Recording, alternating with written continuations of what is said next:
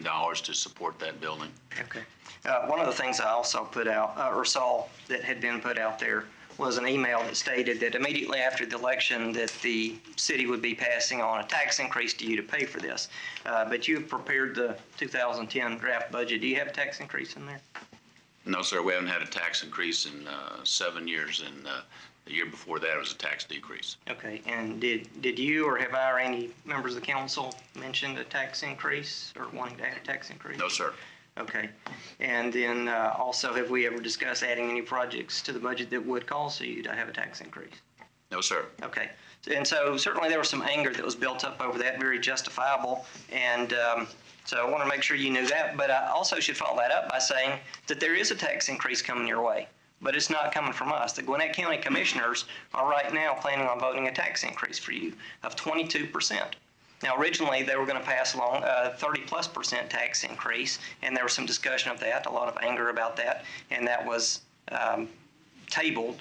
Now it's coming back up. They had some budget cuts in very visible areas, and so some people started to complain about that. And one of the commissioners has now proposed a millage increase of about 2.1 or 2.2 million. 2.28. And are you going to give them what that equate to for a $200,000 figure? No, that's Okay. fine. So a 2.2 mil tax increase is currently being proposed by the county commission, and they are planning on having public hearings on that and voting on that relatively soon.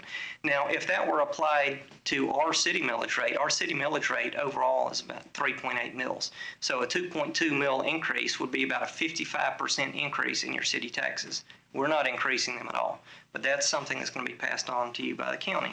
And in terms of the county's budget, that's a 22% increase.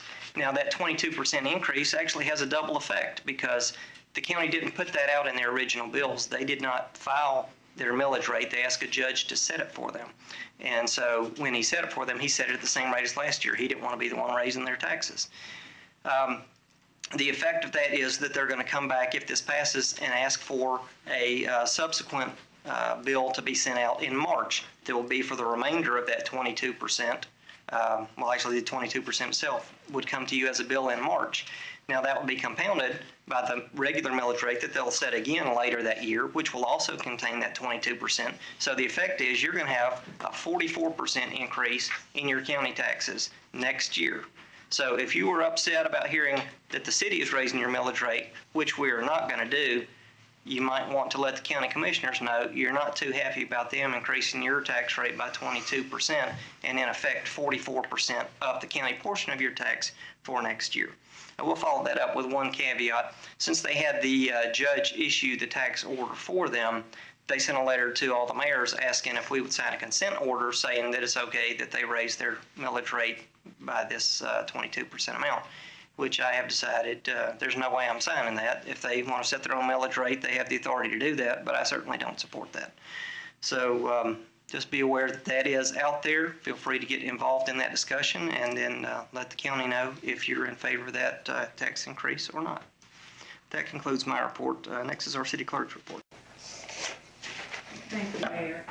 I'd just like to report that in the month of October, the city issued 9 new business licenses. 5 were commercial-based and 4 were home businesses.